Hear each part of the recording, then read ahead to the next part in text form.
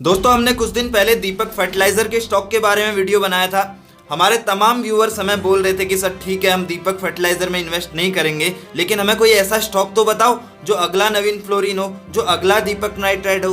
देखो दोस्तों, दूसरा नवीन फ्लोरिन या दीपक नाइट्राइट तो मैं आपके लिए ला नहीं सकता, वो ऑलरेडी मार्केट में प्रीमियम रेटों पर आपको मिल रहे हैं। लेकिन हाँ, एक ऐसा स्टॉक मेरे पास में जरूर है जो इन कंपनी से भी ज्यादा स्पीड से भाग सकता है और ग्रो कर सकता है। दोस्तों आज भारी गिरावट के बाजार में भी इस कंपनी के स्टॉक में 17% की तेजी थी और इसकी जो वजह है इसका स्ट्रॉन्ग क्वार्टरली रिजल्ट जो कि कल ही आए हुए हैं। और इस कंपनी के साइज की बात करूं दोस्तों, एक स्मॉल साइज कंपनी, एक माइक्रो कैप कंपनी है दोस्तों। 500 करोड़ का मार्केट कैप है इसका सिर्फ। और उससे भी बड़ी बात, ये जीरो डेट कंपनी है दोस्तों।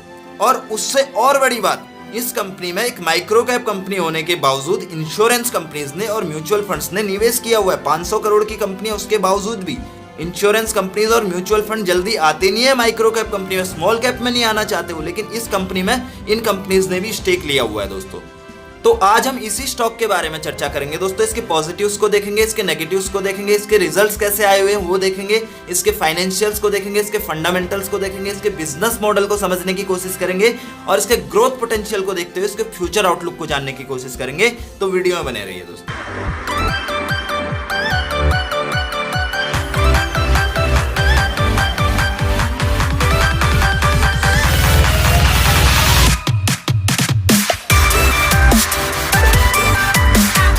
तो हम बात कर रहे हैं दोस्तों IFV एग्रो के बारे में। जी हाँ, IFV एग्रो। तो ये कंपनी एक्वाकल्चरल सेक्टर से बिलोंग करती है दोस्तों। एक्वाकल्चरल भी एक तरीके से एग्रीकल्चर सेक्टर ही होता है, बस फर्क इतना है कि उसमें अनाज की खेती होती है, इसमें फिश वगैरह की खेती होती है, यानी कि मछली पालन का काम इसमें होता है। तो अगर आप मछली पालन का काम करना चाहते हैं तो इस कंपनी के पास में कंप्लीट सॉल्यूशन है। अगर इसके प्रोडक्ट रेंज की बात करें तो सीड्स वगैरह ये देती है। अगर आपको अपना काम स्टार्ट करना है, आपको नस्ल वगैरह चाहिए मछली की, तो ये आपको लाके दे सकती है। फीड्स वगैरह, मछलियों का खाना वगैरह अगर आपको चाहिए वो लाके दे सकती है। हेल्थ केयर प्रोडक्ट, अगर मछली वगैरह को कोई प्रॉब्लम हो जाती है, कोई सीजनल बीमारी आ जाती है, तो उसके लिए इसके पास में प्रोडक्ट रहते हैं। फार्म इक्विपमेंट, अगर आपको मछली पकड़ने के लिए जाल वगैरह चाहिए या कैरेट वगैरह उनको कैरी करने के लिए चाहिए, या फिर आपको मछली के पॉन्ड में बिछाने के लिए कुछ इंस्ट्रूमेंट चाहिए, तो वो भी ये सारे काम करती है, वो भी ये सारी चीजें प्रोवाइड करा देगी आपको। और अगर सर्विसेज की बात करें दोस्तों, तो लेबोरेटरी सर्विसेज इसके पास में, यानी कि जो भी आपके पास में प्रोडक्ट अगर आता है इस कंपनी का तो वो 100% टेस्टेड रहता है। मोबाइल ऐप इसकी है अपनी, जो कि आप अपने मोबाइल पे इंस्टॉल करके आप फ्री ऑफ कॉस्ट इंस्टॉल करके इसके प्रोडक्ट वगैरह ऑनलाइन मंगा सकते हैं। 24/7 कस्टमर सर्विस, यानी कि 24 घंटे अगर आप टोल फ्री नंबर इसका है उस नंबर पर कॉल करेंगे तो फ्री कंसल्टेशन आपको मिलेगा। इसके कॉल सेंटर मेंबर्स 24 घंटे आपके लिए तैयार रहते हैं। साइंटिफिक नो हाउ, यानी कि स्टूडेंट्स वगैरह को भी ये एजुकेट करती रहती है। रेगुलर मॉनिटरिंग बाय एक्वाकल्चरिस्ट, यानी कि साइंटिस्ट वगैरह आके रेगुलर मॉनिटरिंग वगैरह करते रहते हैं। अगर कोई भी प्रॉब्लम होती है कंपनी के पास में तो वो उसका सॉल्यूशन बताते हैं। तो इस चीज का 100% एश्योरिटी रहती है दोस्तों। इसके सपोर्ट की बात करें तो दोस्तों किसानों को ये बैंकिंग फैसिलिटी भी देती है। क्रॉप इंश्योरेंस वगैरह जो भी इसका प्रोडक्ट यूज करते हैं उनका इंश्योरेंस भी ये करवा के देती है। पर्सनल एक्सीडेंट के इंश्योरेंस होते हैं। सोशल सपोर्ट यानी डोनेशन वगैरह भी ये कंपनी करती रहती है।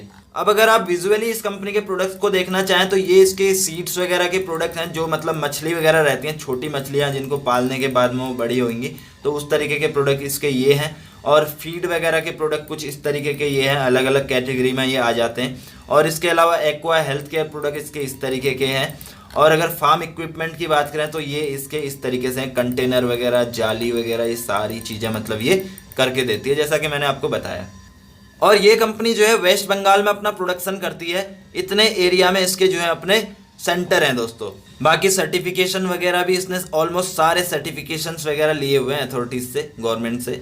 अभी तक तो हम बात कर रहे थे दोस्तों इसके इंडिया के बिजनेस के बारे में। इंडिया के अलावा ये कंपनी अपने जो प्रोडक्ट्स हैं वो एक्सपोर्ट भी करती है। All over the world, across the globe इस कंपनी के क्लाइंट हैं।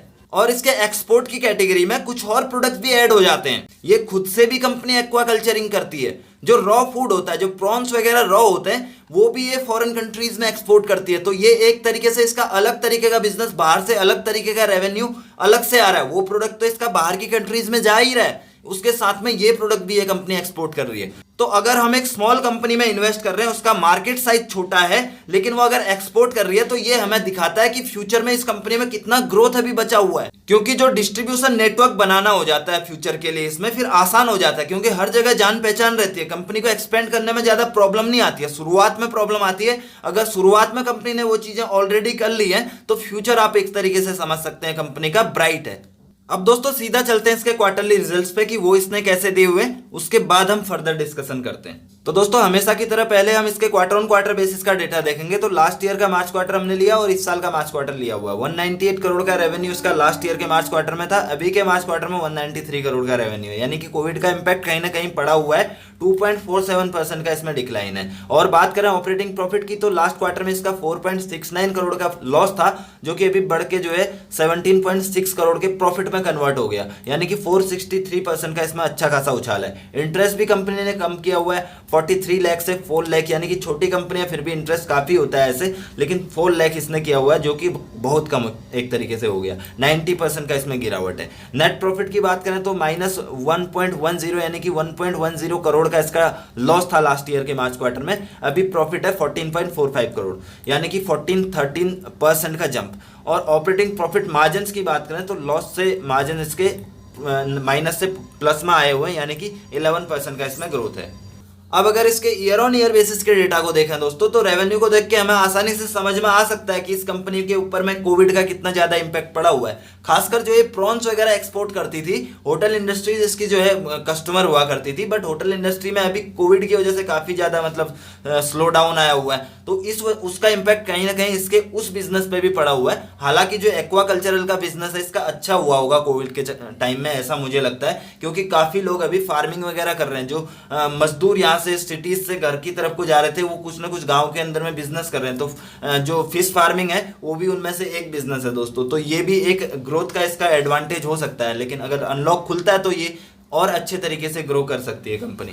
तो अगर रेवेन्यू की बात करें 985 से 701 करोड़ हुआ है, यानी कि 28% का इसमें डिक्लाइन है। ऑपरेटिंग प्रॉफिट की बात करें तो 25 करोड़ से 55 करोड़ हुआ है, यानी कि 122% का जंप है। इंटरेस्ट इसने कम किया हुआ है, 1 करोड़ 88 लाख से 17 लाख सिर्फ इसका रह गया, यानी 90% की अच्छी खासी गिरावट इसने इंटरेस्ट में कर दी, जो कि अच्छी बात है। नेट प्रॉफिट की बात करें 22 करोड़ से 46 करोड़, यानी 108% का जंप। ऑपरेटिंग प्रॉफिट मार्जिन भी इसके इंप्रूव हुए 2.53% से 7.89%, जो कि 5% ज्यादा है।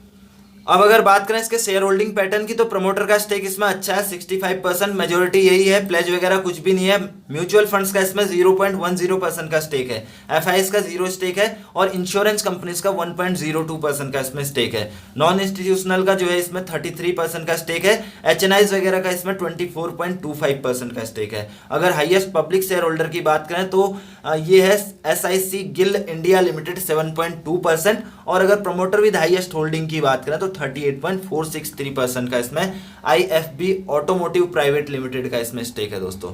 और अगर देखा जाए इसमें नॉन इंस्टीट्यूशनल के अलावा डीआईज ने भी इसमें इन्वेस्ट किया हुआ है, इंश्योरेंस कंपनीज ने भी किया हुआ है, म्यूचुअल फंड्स ने भी किया हुआ है, जो कि हमें काफी ज्यादा इस कंपनी के बारे में पॉजिटिविटी देता है। इसके 10 साल के हिस्टोरिकल डेटा के बारे में अगर बात करें दोस्तों, तो वन डे में इसने 18% का रिटर्न दिया, 1 वीक में 18%, 1 मंथ में 38%, 3 मंथ में 64%, 6 मंथ में 16%, ईयर टू डेट में 33%, 1 ईयर में 125%, 2 ईयर में 66%, 3 ईयर में 0.80% माइनस में, 4 ईयर में 59%, 5 ईयर में 58%, 10 ईयर में 734%। यानी कि अगर देखा तो ओवरऑल इसने लॉन्ग टर्म में तो अच्छा परफॉर्म किया हुआ है, शॉर्ट टर्म में भी ठीक ठाक कर रही है कंपनी, लेकिन मीडियम टर्म में कहीं ना कहीं इसने थोड़ा सा निराश किया हुआ 3 साल के टाइम होराइजन में अगर देखा तो इन्वेस्टर्स को। वैसे अदर टाइम होराइजन में हम देखें तो ठीक ठाक इसने परफॉर्म किया, काफी अच्छा है, हम कंपनी को अच्छी कैटेगरी में डाल सकते हैं। अब दोस्तों जल्दी से इसके फाइनेंशियल्स भी देख लेते हैं। IFB agro industry limited company का नाम है, 637 का इसका करंट मार्केट प्राइस चल रहा है। मेरे आपसे बात करते करते इसमें 20% का अपर सर्किट भी लग गया दोस्तों।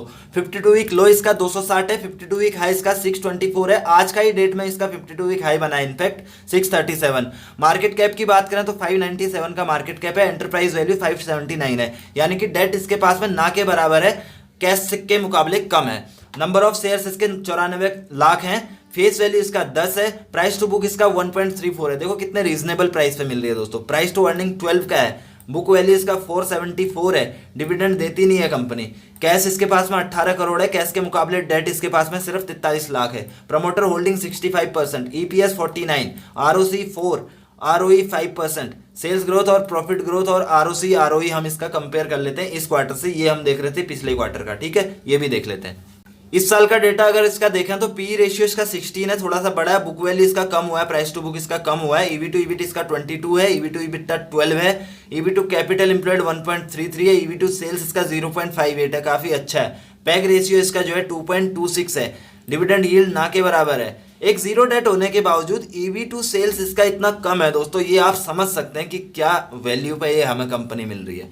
आरओसी इसका जो है 0.33% है, जो कि कम है काफी ज्यादा। आरओई जो है 4.97% है। आरओसी आरओई कम है, ये देखते हुए हमें ये समझ सकते हैं क्योंकि कोविड का इम्पैक्ट कहीं ना कहीं पड़ा हुआ है दोस्तों। अब अगर इसके पीयर्स के साथ में इसके पी को कंपेयर किया जाए दोस्तों, तो इसका पी जो है सबसे कम ही आएगा। 12.88 का पी ये कंपनी का है। और अगर इसके कंपैरिजन अभी का भी अगर देख लें तो 16 का पी है। इसको कंपेयर करें इसके पीयर से तो 62, 22, 23, 83, 89, 15 थोड़ा सा इसका कम है। वैसे ओवरऑल अगर देखा जाए सबसे कम वैल्यू पे यही मिल रही है दोस्तों। और अगर पिछले 3 साल का इसका डेटा देखा जाए तो सेल्स के मामले में इसकी कंटिन्यू ग्रोथ हुई है दोस्तों। 892, 945, 985, यानी कि जो है लगातार ग्रो हुई है। इस साल थोड़ा सा सेल्स में कमी आ गई है, वो रिकवर हो जाएगी, कोविड का इम्पैक्ट है तो रिकवर हो जाएगा। और इंटरेस्ट में इसने कमी करी है पहले के मुकाबले। 1.88 था, उससे भी और कम कर दिया। पहले अगर इसको कंपेयर करें 2018 में तो बहुत ज़्यादा था, 3 करोड़ था, तो एक तरीके से काफ़ी इसने कम कर दिया दोस्तों। और नेट प्रॉफिट अगर देखें तो 28, 31, 22 मेंटेन करके रखा हुआ है, कोई दिक्कत नहीं है, तब से ही चालू है। अभी शेयर प्राइस को भी हम इसके देखेंगे कितना फ्लक्चुएट हुआ है, उस हिसाब से फिर समझ भी जाएंगे हम लोग कि कितना मतलब डिस्काउंटेड पे है या अच्छे पे मिल रहा है तब से। तो वैल्यूएशन इसका अभी देखेंगे हम, चार्ट्स वगैरह। और अगर करंट रेशियो को देखें तो काफ़ी ज़्यादा अच्छा है दोस्तों। हमें तो 1.5 ही चाहिए, इसमें तो कम से कम 4, 5, 6 गुना है, बहुत ज़्यादा अच्छा है।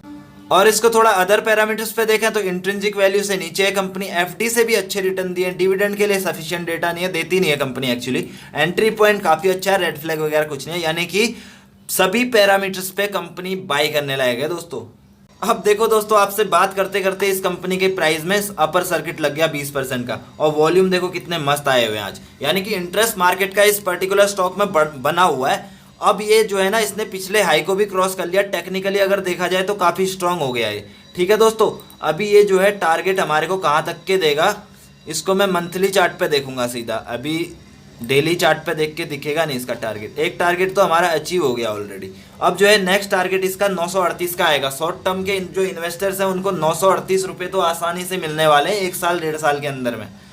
तो आप एक तरीके से इसमें इस तरीके का कर सकते हो सकता है दिवाली तक वो टारगेट आपका अचीव हो जाए, है ना। तो काफ़ी अच्छी कंपनी है। अब पब्लिक को पता लग रहा है धीरे धीरे इस कंपनी के बारे में, सबको पता लगे उससे पहले है कि हम एंटर कर जाएं इसके अंदर में, ठीक है दोस्तों। ये न्यूज़ वगैरह में भी, न्यूज़ चैनल वगैरह में भी ज़्यादा शेयर नहीं किया जाएगा ये पर्टिकुलर स्टॉक। जब चल जाएगा नवीन फ्लोरिन और दीपक नाइट्राइट की तरह, उसके बाद में फिर शेयर होते हैं ऐसे स्टॉक। तो ये अभी क्या है, इसके अंदर में बहुत ज़्यादा अभी स्पेस बचा हुआ है, तो आप इसको कैप्चर कर सकते हैं दोस्तों। बाइंग का, एंट्री का काफ़ी अच्छा लेवल है। जैसे ही आपको मिले, मैं तो अगर मेरा बस चलता तो मैं आपको पहले ही डिलीवर कर देता है। सुबह जिस टाइम पे बना रहा था उसी टाइम पे मैं बोलता मैं बाई करूं, लेकिन क्या करूं, अभी अपर सर्किट लगा हुआ है और आप तक पहुंचते पहुंचते इस वीडियो को शाम हो जाएगी। तो आप कल भी या मंडे को जब खुलता है मार्केट तो आप बाई कर सकते हैं, कोई दिक्कत नहीं है। 651 का जो लेवल है, एक नंबर का बेस्ट लेवल है। 651 से आप इस बीच में जो है 749 के बीच में आप कहीं पे भी इस पर्टिकुलर स्टॉक को बाई कर सकते हैं, कोई दिक्कत नहीं है। ब्रेकआउट इसने दे दिया ऑलरेडी, 52 वीक हाई के पास में भी अपने ये ट्रेड कर रहा है। और अगर आप इसमें बने हुए हो तो दोस्तों क्या बोलूँ मैं, अभी प्रॉफिट गलती से भी मत बुक करना। आप गाड़ी में सवार रहो, बस मंजिल तक पहुंचने का वेट करो। मंजिल आएगी नहीं कभी, हमेशा के लिए इस कंपनी को अपने पोर्टफोलियो में रख के रहो। ये सजाने वाली कंपनी है दोस्तों पोर्टफोलियो में।